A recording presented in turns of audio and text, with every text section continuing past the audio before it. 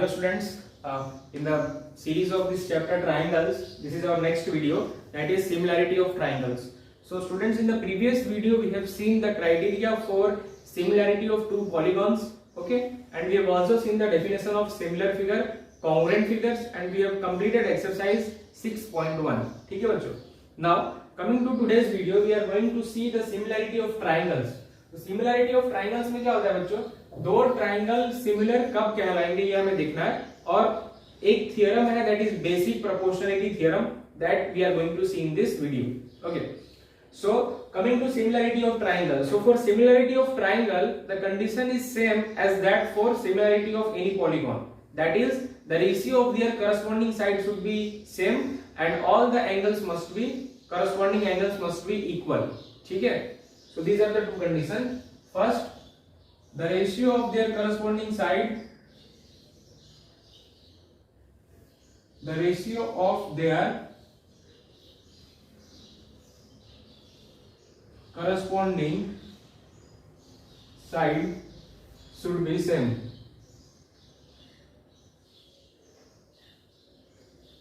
The ratio of their corresponding side should be same.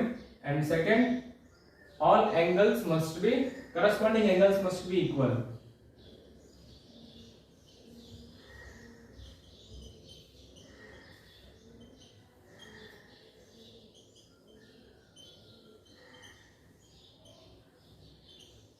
Corresponding angle must be equal. Okay, so these are the two criteria for similarity of triangle. The ratio of their corresponding sides should be same and corresponding angle must be equal. तो अगर ये दोनों criteria कोई भी triangle में आपका follow होता है, so these two triangles are similar. Okay, now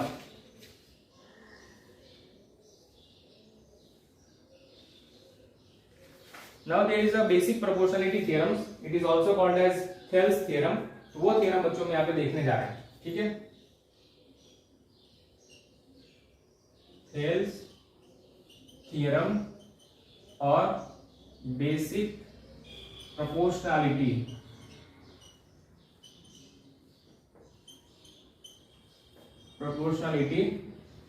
Theorem. This theorem is very important in this chapter from examination point of view also and from problem point of view also. इसके ऊपर बहुत सारे application आते हैं, so please be attentive. Okay, so the statement of this theorem is, if a line is drawn parallel to one side of a triangle to intersect the other two sides in a distinct point, then the other two sides are divided in the same ratio. नहीं समझ में आया statement से तो diagram पे ध्यान दो. देखो, एक ट्राइंगल है, ट्राइंगल ABC, इसको नाम दे देते हैं हम ABC. Now, if a line is drawn parallel to one side of a triangle, so मैंने यहाँ पे एक लाइन ड्रॉ किया, okay, PQ. So if a line is drawn, this line PQ is parallel to BC. So if a line is drawn parallel to one side of the triangle to intersect the other two side in a distinct point, तो ये इन दोनों को यहाँ पे intersect कर रहा है, AB को P पे और AC को Q पे. ठीक है, so if a line is drawn parallel to one side of a triangle to intersect the other two side in a distinct point, then the sides are divided in the same ratio. मतलब proof क्या करना है हमें, problem statement में theorem statement में नहीं लिखा है, आप टेक्स्ट बुक में से रीड कर सकते हो. If a line is drawn parallel to one side of the triangle to intersect the other two side in the distinct point, then the lines are divided in the same ratio. तो आपको proof करना है कि AP upon PB is equal to AP upon PB is equal to AQ upon AC is equal to AQ upon AC. ये हमें proof करना है बच्चों. ठीक है, okay, theorem statement clear. If a line is drawn parallel to one side of the triangle to intersect the other two sides in the distinct point, then the two sides are divided in the same ratio. ये हमें proof करना है. AP upon PB is equal to AQ upon QC. Now, in order to prove this theorem, you need to do a construction here. You need to construct a line QM which is perpendicular here, and also you need to construct a line PN which is perpendicular here. Okay, so QM perpendicular construction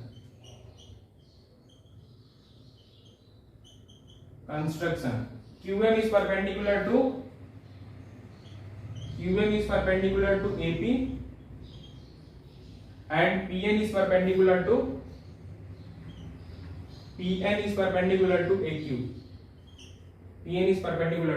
AQ. ये हमारा construction है, ठीक है। QM perpendicular to AP and PN perpendicular to AQ. Join P and C and B and Q, ठीक है। Join P and C and B and Q, ये हमारा construction हो गया, ठीक है बच्चों। अब हम स्टार्ट करते हैं हमारा प्रूफ। सो प्रूफ स्टार्ट करने के लिए आपको सबसे पहले यहाँ पे क्या करना है, आपको सबसे पहले यहाँ पे किसी एक ट्राइंगल का एरिया लो। Let me use the other colour pen.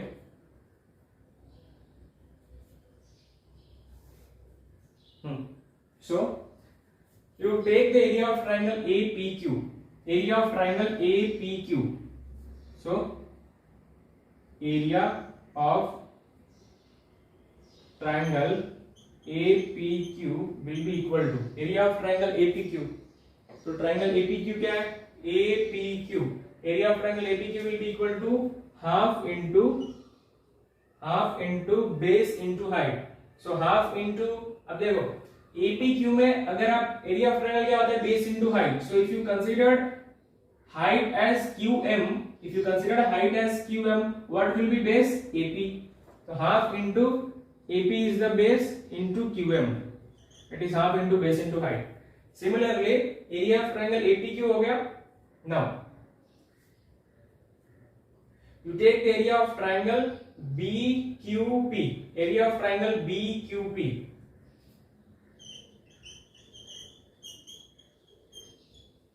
BQP that is half into। now बच्चों एरिया ऑफ ट्राइंगल BPQ अगर आप देखो तो BPQ ये है, दिस इज योर BPQ, ये BPQ, ये आपका BPQ, ठीक है बच्चों। तो ट्राइंगल BPQ में आपका जो बेस है, base is BP, half into base that is BP into height, half into base into height. तो बच्चों यहाँ पे हाइट क्या होगा, देखो हाइट आपका ट्राइंगल का वही होगा जो QM है, QM will be the only height, क्योंकि हाइट परपेंडिकुलर होता है। किसी भी पॉइंट से अगर आपको हाइट कैलकुलेट करना है, so that is the perpendicular distance. तो यहाँ पे QM is the only perpendicular, so height for triangle BQP is QM, ठीक है बच्चों, ये हो गया। ओके, नाउ आप इन दोनों ट्राइंगल का रेशियो ले लो। So area of triangle APQ upon area of triangle BQP, that is half into AP into QM upon half into BP into QM। QM से QM कैंसिल, हाफ से half cancel, that is equal to AP upon BP, ठीक है बच्चों, AP upon BP। now again, so this is your equation number 1, next we will take again area of triangle APQ, that is half into, पिछली बार जब हमने यहाँ पे area calculate किया था बच्चों, तो हमने बेस AP लिया था और हाइट QM लिया था। अब हम दूसरी वाली हाइट लेंगे, दैट इज PN। तो हाफ इंटू PN और बेस क्या है आपका बेस है AQ, half into AQ into PN, that is area of triangle APQ। Similarly area of triangle APQ हो गया। अब APQ के बाद हमें फाइंड करना है area of triangle PQC, that is half into base क्या है बच्चों, बेस है QC और हाइट क्या है, हाइट है आपका PN, सेम हाइट, ठीक है। सो फॉर ट्राइंगल PQC आपका हाइट होगा PN, राइट। अब आप इन दोनों का रेशियो ले लो।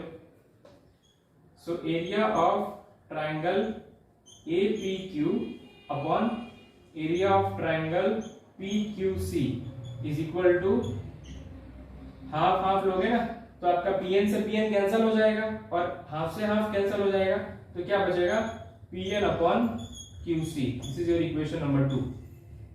ठीक है, क्लियर है? यहां तक क्लियर है? Equation 1 equation 2 okay. इसको आप नोट डाउन कर सकते हो। I am erasing upper part this one, और ये हेडिंग मैं इरेज कर रहा हूं।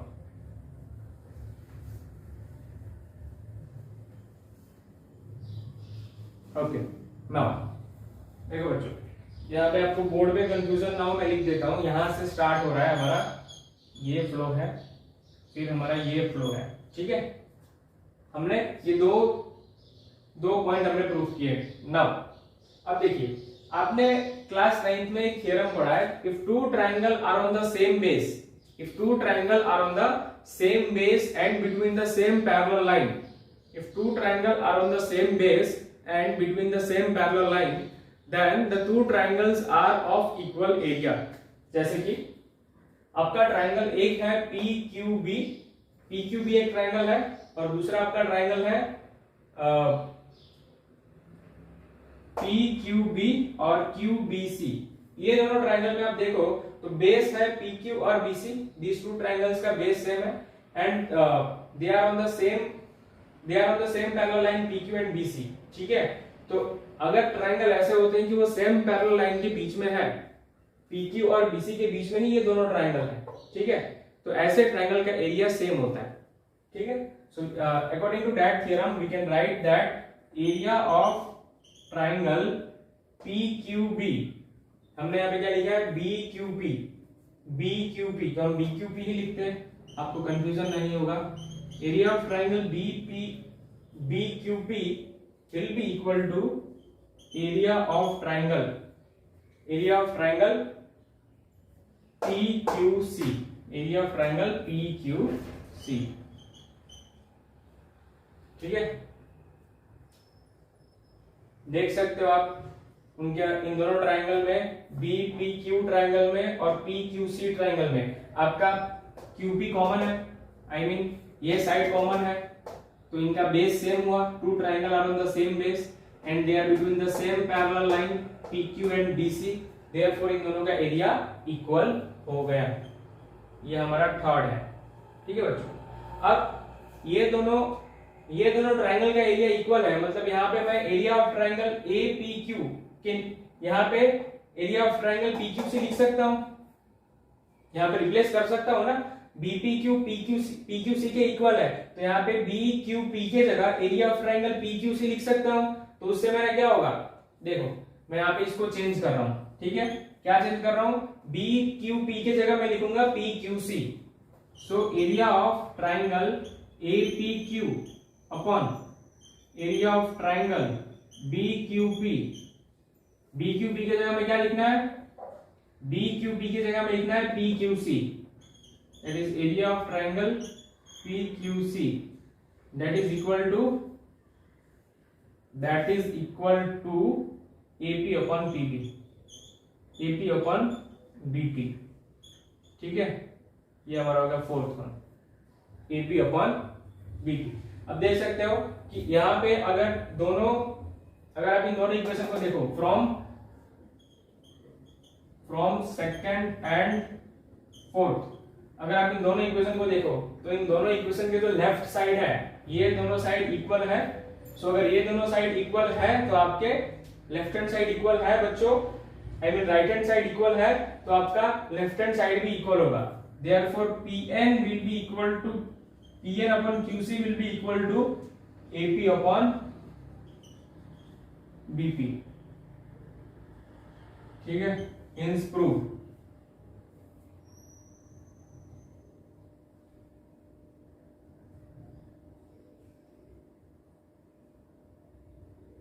बच्चों यहाँ पे एक मिस्टेक है, यहाँ पे आप देखो, यहाँ पे अगर आप इन दोनों का रेशियो लोगे, हाफ से हाफ कैंसिल हो जाएगा, PN से PN कैंसिल होगा, यहाँ पे आएगा AQ अपन QC, AQ अपन QC। ठीक है, सो AQ अपन QC आ गया ना। AQ upon QC is equal to AP upon PB. Two sides are in the same ratio. Clear?